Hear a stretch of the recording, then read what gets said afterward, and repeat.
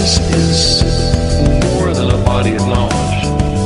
It's a way of thinking, a way of skeptically interrogating. अस्सलामुअलैकुम class. Last lecture में हमने पढ़ा था बायोएनर्जेटिक्स के बारे में कि एनर्जी क्या होती है, काइनेटिक एनर्जी के बारे में, पोटेंशियल एनर्जी के बारे में। फिर हमने देखी थी मेटाबॉलिज्म क्या होती है। जितने भी हमारी बॉडी के अंदर केमिकल रिएक्शंस हो रहे हैं वो सारे के सारे आते हैं मेटाबॉलिज्म में। एक्चुअली हमारी बॉडी में क्या हो रहा होता है, हम बाहर से जो कुछ भी खा रहे होते हैं, जो कुछ भी हमारे अंदर जा रहा होता है वो पहले टूट रहा होता है अपने सब यूनिट्स के अंदर, ठीक है। बेसिक सबसे छोटे छोटे मॉलिक्यूल्स के अंदर उसको तोड़ फोड़ करते हैं और उसके बाद फिर हमारी बॉडी उसको एब्जॉर्ब कर लेती है और अपनी रिलेटेड प्रोटीन्स, अपने रिलेटेड कार्बोहाइड्रेट्स, फैटी एसिड जो भी उन्होंने अपने हिसाब से बनाना होता है हमारी बॉडी ने, वो उस तरह बना लेती है। मतलब ये होता है कि बाहर से आपने चिकन खाया तो अब वो चिकन आपकी बॉडी का हिस्सा कैसे बन रहा है, आप में फ़ैट्स कैसे आ रहे हैं, आप में एनर्जी कैसे आ रही है, वो ये होता है कि चिकन में होती है सारी प्रोटीन ब्रेक डाउन होती है इनटू देयर अमीनो एसिड्स, ठीक है। अब वो अमीनो एसिड्स हमारी बॉडी के अमीनो एसिड्स, हमारी बॉडी उन अमीनो एसिड्स को यूज़ कर लेती है अपनी प्रोटीन्स बनाने में। तो इस तरह हम लोग एनर्जी को ट्रांसफ़र कर रहे होते हैं।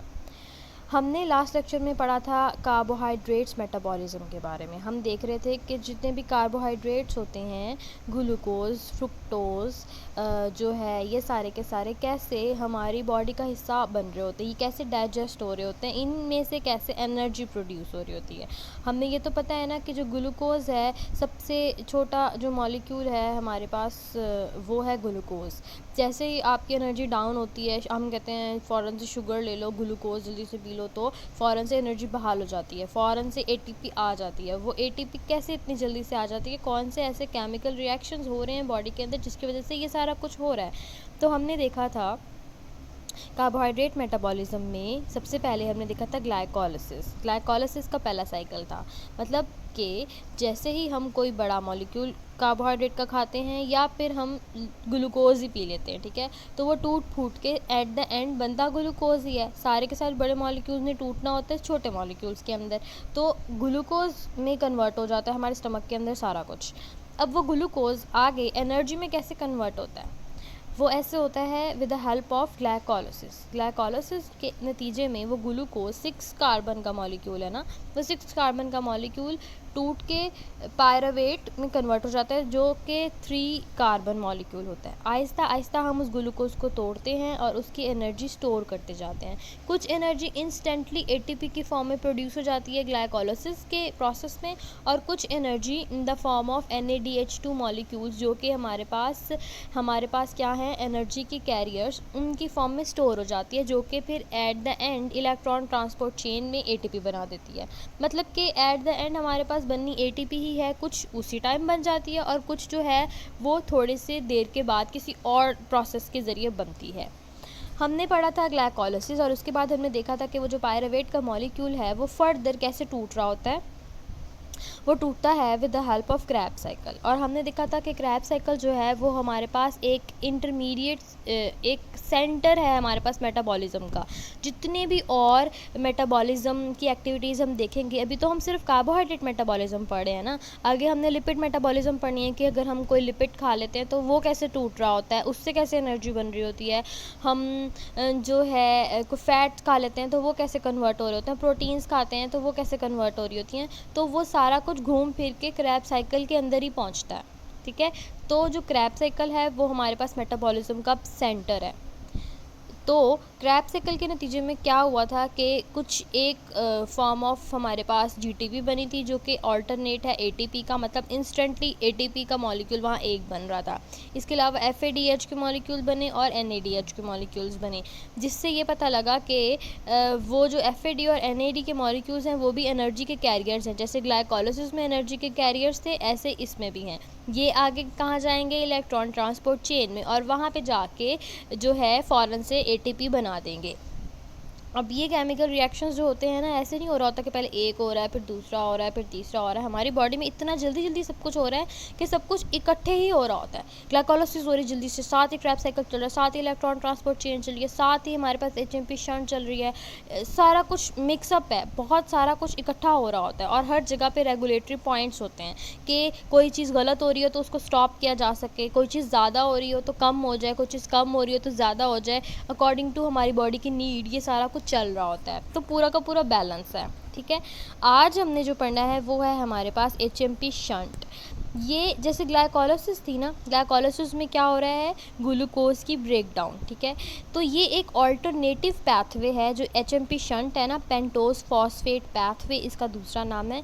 ये एक ऑल्टरनेटिव पैथवे है जब ग्लाइकोलाइसिस हो रही हो और हमें डायरेक्ट एनर्जी नहीं चाहिए, ग्लूकोज से हमें एनर्जी नहीं चाहिए। अगर हमारी बॉडी को ग्लूकोज को तोड़ फोड़ करके कोई न्यूक्लिक एसिड के मॉलिक्यूल्स चाहिए या उसको लिपिड में कन्वर्ट करना हो, कोई और काम चाहिए, तो फिर जो पैथवे हमारी बॉडी यूज़ करती है वो होता है HMP शंट।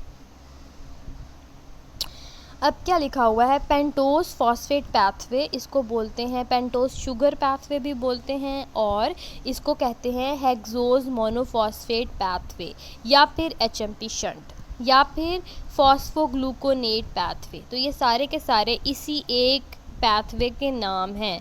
ये इसमें कोई और अगर मैं आपसे पूछूं कि फॉस्फोग्लूकोनेट पैथवे बताएं तो यही वाला लिखना है, इसमें कंफ्यूज नहीं होना। तो ये MCQs आ सकते हैं, ये शॉर्ट क्वेश्चन आ सकते हैं कि इसके और कौन कौन से नाम हैं। ठीक है, अब ये है क्यों, ये एक मेटाबॉलिज्म ग्लूकोज को ब्रेक डाउन करने का एक ऑल्टरनेट रूट है। जैसे ग्लाइकोलाइसिस हमने पीछे देखी थी ना, वहाँ पे ग्लूकोज से एनर्जी बन रही थी।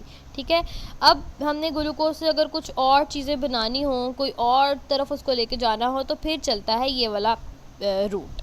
It is more complex pathway than glycolysis. ठीक है, अब वो ग्लाइकोलाइसिस जो थी वो तो आसान सी थी ना, सीधे सीधे सीधे सीधे चल रहा था। अब ये थोड़ा सा मुश्किल है पैथवे, क्योंकि इसमें बहुत सारे इंटरकनेक्शन चीज़ें आ जाती हैं। It is more anabolic in nature, मतलब ये कि इसके एंड पे ब्रेक डाउन नहीं हो रही होती बल्कि नई नई चीज़ें बन रही होती हैं। मतलब कि ग्लूकोज 6 फॉस्फेट में कन्वर्ट हुआ, फिर ग्लूकोज 6 फॉस्फेट कन्वर्ट होता है इनटू सम पेंटोजेस और हेक्सोजेस जो हमारे पास यूज़ हो जाती हैं आगे अपनी बॉडी का हिस्सा बनाने में। मतलब जब हमने उस ग्लूकोज से अपनी बॉडी की कोई चीज़ बनानी हो, अपनी बॉडी को कोई कार्बोहाइड्रेट बनाना हो, तो फिर हम जाते हैं HMP शंट की तरफ। अगर हमने उस ग्लूकोज को तोड़ के सिर्फ एनर्जी लेनी हो तो फिर हम जाते हैं ग्लाइकोलाइसिस की तरफ। तो इस तरह सारा कुछ एक दूसरे के साथ इंटरकनेक्ट होता है। अब ये वाला पैथवे होता कहाँ पे है, जैसे ग्लाइकोलाइसिस साइटोसोल में हो रही थी। साइटोसोल क्या था, सेल के अंदर का जितना भी मैट्रिक्स होता है वो, ठीक है, जो लिक्विड होता है सारा का सारा, जिसके अंदर ऑर्गेनेलिज घूम फिर रही होती हैं बाहरी। ठीक है, वो उसी जगह पर ये वाला पैथवे भी वहीं पर हो रहा होता है जहाँ पे ग्लाइकोलाइसिस हो रही होती है। अब कौन कौन से ऐसे सेल्स हैं, कौन कौन से ऐसे टिश्यूज़ हैं जो HMP शंट कर रहे होते हैं। हमारी बॉडी में तो बहुत सारे टिश्यूज़ हैं ना, ठीक है, रिक्वायरमेंट है डिफरेंट ऑर्गन्स की डिफरेंट। तो उन्होंने बताया हुआ है the tissues such as liver, adipose tissues, adrenal glands, erythrocytes, testis and lactating mammary glands are highly active in HMP shunt. तो ये सारे के सारे पोर्शंस जो हमारी बॉडी में होंगे वो यूजुअली ज़्यादा करते हैं HMP शंट को। It concerns with the biosynthesis of NADPH and पेंटोजेस। अब मैंने जो बताया आपको कि ये जो हेक्सोज मोनोफॉस्फेट पैथवे है ये कोई चीज़ें बनाने में काम आता है। ठीक है, तो वो कौन सी चीज़ें हैं जिनको वो बना रहा होता है ग्लूकोज से, ग्लूकोज को वो कन्वर्ट कर रहा होता है NADPH और पेंटोजेस में। अब पेंटोजेस क्या होती हैं, 5 कार्बन शुगर्स। ठीक है, यस, और हेक्सोजेस होती है 6 कार्बन शुगर्स। ग्लूकोज है 6 कार्बन को 5 कार्बन में तोड़े होते हैं ताकि हम इनको अपनी फ़ायदे के लिए कहीं और यूटिलाइज़ कर सकें। अभी हम आगे देखते हैं कि हमने NADPH को कहाँ यूटिलाइज़ करना है और पेंटोजेस को हमारी बॉडी ने कहाँ यूटिलाइज़ करना है। तो अब बायोलॉजिकल सिग्निफिकेंस क्या है, हमने क्यों NADPH का मॉलिक्यूल बनाया, इसको हमारी बॉडी में क्या फ़ायदा है। ठीक है, अब हमने क्यों बनाया HMP शंट के ज़रिए वो हम देखते हैं। लिखा हुआ है NADPH is use in the synthesis of certain amino acids involving the enzyme glutamate dehydrogenase. अब जो ये NADPH का मॉलिक्यूल है ना, ये कुछ एंजाइम्स को बनाने में हेल्प आउट कर रहा होता है, जिनमें से एक एंजाइम है ग्लूटामेट डिहाइड्रोजिनेज। ठीक है, ये ग्लूटामेट डिहाइड्रोजिनेज जो एंजाइम है ना, वो हमारी बॉडी के लिए एक्ट करता है एज एन एंटीऑक्सीडेंट, ठीक है। हमारी बॉडी में बहुत सारे टॉक्सिक मटेरियल्स आ जाते हैं, ठीक है। फॉर एग्जांपल फ्री रेडिकल्स आ जाते हैं और जो है मेटल्स आ जाते हैं, हैवी मेटल्स आ जाते हैं जो हमारी बॉडी को डिस्टर्ब कर रहे होते हैं, जो टॉक्सिक है, ठीक है। उन टॉक्सिक मटेरियल्स को ख़त्म करने के लिए ऑक्सीडाइजिंग एजेंट्स चाहिए। तो ये जो ग्लूटामेट डिहाइड्रोजिनेज का एंजाइम है, it acts as an oxidizing agent, और वो उन सारे के सारे टॉक्सिक मटेरियल्स को ख़त्म कर देता है। और ये बनता किस तरह से है, इसको बनाने में हेल्प करता है हमारे पास NADPH का मॉलिक्यूल। तो हमारी बॉडी क्या करती है, जब हम खाना खाते हैं उसको ग्लूकोज में तोड़ती है। कुछ ग्लूकोज एनर्जी ग्लाइकोलाइसिस में चला गया एनर्जी बनाने के लिए, कुछ ग्लूकोज जो है वो HMP शंट में आ गया, जिसकी मदद से एट द एंड उसने NADPH का मॉलिक्यूल बनाया। और NADPH के मॉलिक्यूल ने फिर फर्दर हमें हेल्प किया कुछ एंजाइम्स बनाने को, जो हमारी बॉडी में एज एन इम्यूनिटी के तौर पे काम आए, जो एज एन ऑक्सीडाइजिंग एजेंट हमारे पास काम आए। तो इस तरह हमारी बॉडी एक ही चीज़ से इतनी सारी डिफरेंट चीज़ें बना रही होती है। और फर्दर कहाँ कहाँ ये यूज़ हो रहा होता है NADPH का मॉलिक्यूल, देखो बहुत सारी जगह पे यूज़ होता है, तभी तो हमारी बॉडी इसको बना रही है। It is use for the biosynthesis of fatty acid and steroids. अब हमारी बॉडी में बहुत सारे फैटी एसिड्स बन रहे होते हैं, बहुत सारे स्टेरॉइड्स बन रहे होते हैं, हार्मोन्स बनते हैं ना, तो उन सब में भी ये वाला मॉलिक्यूल प्रोड्यूस करने में उनको हेल्प करता है। ये मॉलिक्यूल कीप करता है glutathione of red blood cell in reduce state to preserve the integrity of red blood cell membrane. अब क्या होता है, रेड ब्लड सेल्स की जो मेम्ब्रेन है वो उसको मेंटेन करने में भी, उसको जो है बर्स्ट ना हो जाए सेल, उसको भी मेंटेन करने में हमारे पास NADPH का मॉलिक्यूल हेल्प करता है।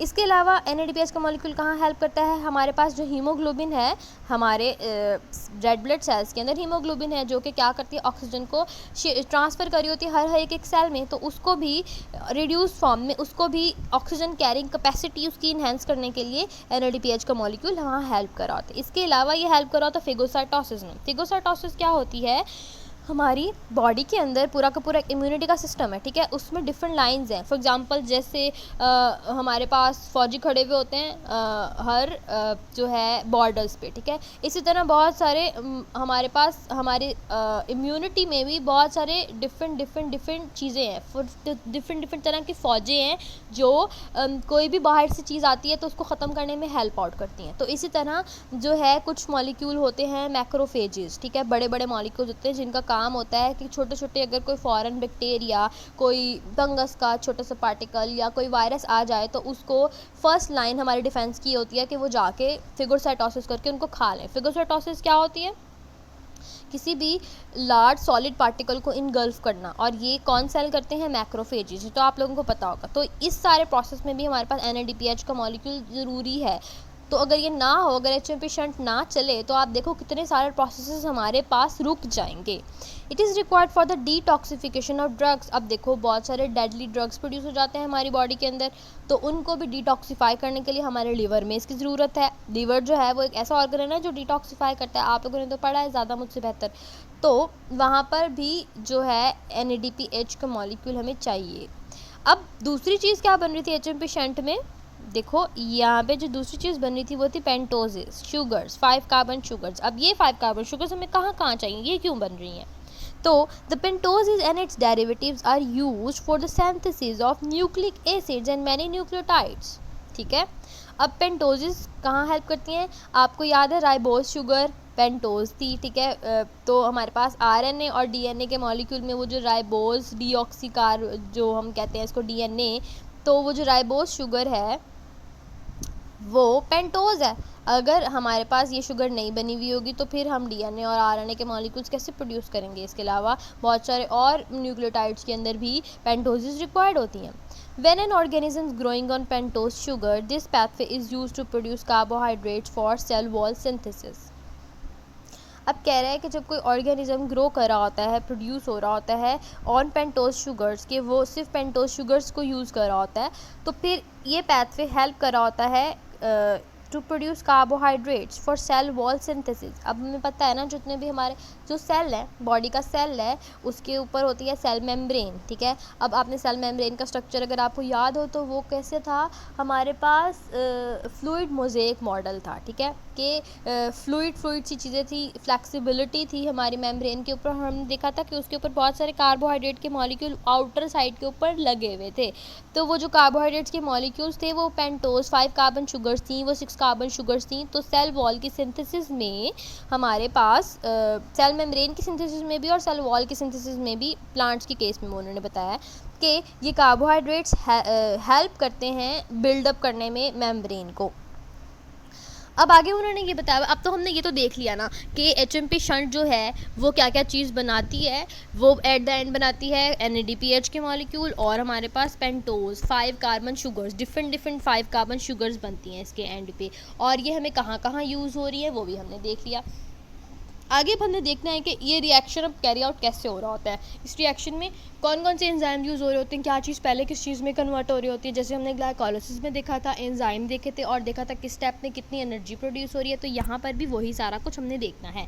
अब जैसे था ना, ग्लाइकोलाइसिस में 2 फेजेस थे। एक फेज़ था हमारे पास प्रिपरेटरी फेज़ और दूसरा फेज़ था हमारे पास पे ऑफ फेज़। ऐसे ही था ना, पे ऑफ फेज़ में एनर्जी निकल रही थी और प्रिपरेटरी फेज़ में हम थोड़ी सी एनर्जी दे रहे थे। यहाँ पर 2 तरह के फेज़ हैं। अब HMP शंट में भी 2 हिस्सों में इसको डिवाइड किया गया। एक हमारे पास है ऑक्सीडेटिव फेज़ और दूसरा है नॉन ऑक्सीडेटिव फेज़। जो ऑक्सीडेटिव फेज़ है उसमें क्या हो रहा है कि सबसे पहले क्या हुआ, ग्लूकोज का जो मॉलिक्यूल है वो कन्वर्ट हुआ ग्लूकोज 6 फॉस्फेट में, जो ग्लाइकोलाइसिस में हुआ था, ग्लाइकोलाइसिस के पहले स्टेप में। अब वो जो ग्लूकोज 6 फॉस्फेट का मॉलिक्यूल है ना, वो उस उधर ही सेकेंड स्टेप में ही HMP शंट की तरफ आ सकता है, ठीक है। तो ग्लूकोज 6 फॉस्फेट डीहाइड्रोजिनेज एक एंजाइम है, is an NADP dependent enzyme. एक ऐसा एंजाइम है जिसको NADP का मॉलिक्यूल रिक्वायर्ड होता है स्टार्ट करने के लिए अपने आप को। वो क्या करता है, वो कन्वर्ट करता है ग्लूकोज 6 फॉस्फेट के मॉलिक्यूल को इनटू 6 फॉस्फोग्लूकोनोल लैक्टोन के मॉलिक्यूल में, जो कि फर्दर कन्वर्ट होता है 6 फॉस्फोग्लूकोनेट में और एट द एंड राइबोल्यूज 5 फॉस्फेट में कन्वर्ट हो जाता है। और जो राइबोल्यूज है वो कौन सी शुगर है, 5 कार्बन शुगर। तो पहला जो स्टेप है, पहला जो फेज़ है वो है ऑक्सीडेटिव फेज़। इसको आपने ऐसे याद करना है। आपने क्या याद रखना है इसके अंदर कि कौन सा मॉलिक्यूल, कौन सा एंजाइम, जैसे मैंने पहले याद करवाया था कि कौन सा एंजाइम है और कितनी एनर्जी यूज़ हो रही है, ठीक है, प्रोड्यूस हो रही है। तो क्या है, glucose 6 phosphate is converted into 6 phosphogluconolactone, ठीक है, gluconolactone, and which is further converted into 6 phosphogluconate which is at the end converted into ribulose 5 phosphate. Ribulose 6 carbon sugar है, ठीक है। आगे अब हमने देखना है कि फर्स्ट स्टेप के अंदर कौन सा एंजाइम यूज़ हुआ, आपने ये याद रखना है। सेकंड स्टेप में कौन सा एंजाइम यूज़ हुआ, थर्ड स्टेप में कौन सा एंजाइम यूज़ हुआ। पहले स्टेप में 6 मॉलिक्यूल्स ऑफ NADPH, देखो वो जो हमने फर्स्ट स्टेप जो हमने ये कहा था कि यहाँ पे NADPH के मॉलिक्यूल प्रोड्यूस होने हैं ना बहुत सारे, तो यहाँ पे 6 मॉलिक्यूल्स बने और यहाँ पे भी 6 मॉलिक्यूल्स बने, ठीक है। तो बहुत सारी NADPH प्रोड्यूस होती है जो फिर हमारे लिए डिफरेंट जगह पे जाके फ़ायदा देती है। तो इसको आपने 5 दफ़ा लिखेंगे तो आपको याद हो जाएगा, इसको ऐसे याद करना है। अब इसके आगे क्या हो रहा है, ये जो राइबोल्यूज 5 फॉस्फेट बन गई ना, अब ये आगे कैसे कन्वर्ट हो रही है। अभी तक तो NADPH के मॉलिक्यूल्स मिल गए ना, अब वो पेंटोजेस जो हम देख रहे थे 5 कार्बन की शुगर्स जो थी वो कैसे बनती हैं, वो इससे आगे चलते हैं। आगे क्या होता है, अगला फेज़ जो होता है वो है नॉन ऑक्सीडेटिव फेज़, कि इसके अंदर अब कोई ऑक्सीडेशन नहीं हो रही है, इसके अंदर कोई अब एनर्जी प्रोड्यूस नहीं हो रही है। पहले स्टेप में सारे के सारे NADPH के मॉलिक्यूल बन गए, ऑक्सीडेटिव फेज़ में सारे NADPH के मॉलिक्यूल बन गए। अब नॉन ऑक्सीडेटिव फेज़ में पेंटोज शुगर्स बननी है। तो क्या हो रहा है, द एंजाइम एपिमेरेज, अब पहला एंजाइम जो है वहाँ पे वो है एपिमेरेज। अब वो जो राइबोल्यूज 5 फॉस्फेट है वो ज़ाइल्यूलोज 5 फॉस्फेट में कन्वर्ट होगी। और फिर इसको मैं यहाँ से समझाती हूँ। अब क्या हुआ, राइबोल्यूज 5 फॉस्फेट जो है हमारे पास वो फर्दर कन्वर्ट होनी है ज़ाइल्यूलोज 5 फॉस्फेट में और राइबोज 5 फॉस्फेट में, मतलब कि ये मॉलिक्यूल 2 में कन्वर्ट हो रहा है। ज़ाइल्यूलोज 5 फॉस्फेट और राइबोल्यूज 5 फॉस्फेट इंटू राइबोज 5 फॉस्फेट। अब यहाँ पर इधर तक जाने के लिए और एंजाइम यूज़ हो रहा है और यहाँ पे और एंजाइम यूज़ हो रहा है। राइबोल्यूज 5 फॉस्फेट जो ज़ाइलोल्यूज 5 फॉस्फेट में कन्वर्ट हो रही है तो वहाँ पर यूज़ हो रहा है एपिमेरेज और दूसरी जगह पे हो रहा है कीटो आइसोमेरेज। ये आप लोगों ने याद रखना है, मतलब यहाँ पर हो रहा है एपिमेरेज एंजाइम और यहाँ पर हो रहा है हमारे पास कीटो आइसोमेरेज एंजाइम। ठीक है, उसके बाद अब क्या होगा, ये आपस में भी इंटरकन्वर्टेबल होती हैं और फिर ये नेक्स्ट फर्दर भी कन्वर्ट होती हैं। अब क्या होगा, ये कन्वर्ट हो जाएंगी। The enzyme transketolase catalyzes the transfer of 2 carbon moiety from xylulose 5 phosphate and ribose 5 phosphate to give a glyceraldehyde 3 phosphate and pseudo heptolose 7 phosphate। तो क्या बन रहा है, ये दोनों कन्वर्ट हो रही हैं सूडो हेप्टोल्यूज 7 फॉस्फेट में और ग्लिसरल्डिहाइड 3 फॉस्फेट में। ठीक है, with the help of which enzyme, transketolase. ठीक है, अब जो ये ग्लिसरल्डिहाइड 3 फॉस्फेट और ये वाला मॉलिक्यूल है 7 कार्बन का, ये फर्दर कन्वर्ट होगा 2 डिफरेंट में कन्वर्ट हो सकता है। मतलब ये इस पैथवे में भी जा सकता है, ये भी इस पैथवे में भी जा सकता है, ये इस पे भी जा सकता है, ये आपस में किसी चीज़ में भी कन्वर्ट हो सकते हैं। All of the things are interconvertible into each other. तो उन्होंने बताया है कि ग्लिसरल्डिहाइड 3 फॉस्फेट का मॉलिक्यूल और सूडो हेप्टोल्यूज 7 फॉस्फेट का मॉलिक्यूल पे कौन सा एंजाइम यूज़ हो रहा है, transaldolase. With the help of transaldolase वो कन्वर्ट होते हैं फ्रुक्टोज 6 फॉस्फेट में और एरिथ्रोज 4 फॉस्फेट में। ठीक है, एरिथ्रोज 4 फॉस्फेट में और फ्रुक्टोज 6 फॉस्फेट में। तो क्या हो रहा है यहाँ पे, जो हमारे पास ग्लूकोज का मॉलिक्यूल था 6 कार्बन मॉलिक्यूल, वो 5 कार्बन में कन्वर्ट हुआ, फिर डिफरेंट तरह के 5 कार्बन मॉलिक्यूल्स में कन्वर्ट हुआ, फिर 7 में कन्वर्ट हुआ, 4 में कन्वर्ट हुआ। मतलब ये इंटर कन्वर्टेबल एक दूसरे में कन्वर्ट हुई जा रहा है, एक दूसरे में कन्वर्ट हुई जा रहा है। और फिर ये सारे के सारे मॉलिक्यूल्स जहाँ जहाँ पर भी हमारी बॉडी को रिक्वायर हैं वो वहाँ जाते जा रहे हैं और वहाँ जाके अपना काम करी जा रहे हैं। कुछ मॉलिक्यूल हो सकते हैं जो हमारे सेल मेम्ब्रेन के ऊपर जाके लग जाए। ठीक है, कुछ मॉलिक्यूल हो सकते हैं जो हमारे पास कैरियर के तौर पे काम आए, जहाँ जहाँ पर भी हमारी बॉडी को रिक्वायरमेंट है वहाँ वो चले जाएंगे। तो इस तरह HMP शंट हमारे पास NADPH के मॉलिक्यूल और हमारे पास pentoses, different types of pentoses produce करता है। अब देखो पेंटोजेस कितनी सारी प्रोड्यूस हुई हैं यहाँ पे, ये ज़ाइलोल्यूज और राइबोज 5 फॉस्फेट और ये राइबोल्यूज 5 फॉस्फेट भी 5 कार्बन ही होती है। ठीक है, और उसके बाद नेक्स्ट फर्दर कन्वर्ट हुआ है कि कहीं 7 शुगर्स में कन्वर्ट हुआ है, 7 कार्बन शुगर्स में, कहीं 6 कार्बन, कहीं 4 कार्बन। तो हर तरह के शुगर के मॉलिक्यूल प्रोड्यूस हो रहे हैं जो हमें फ़ायदा देंगे, एट दी एंड हमें फ़ायदा देंगे।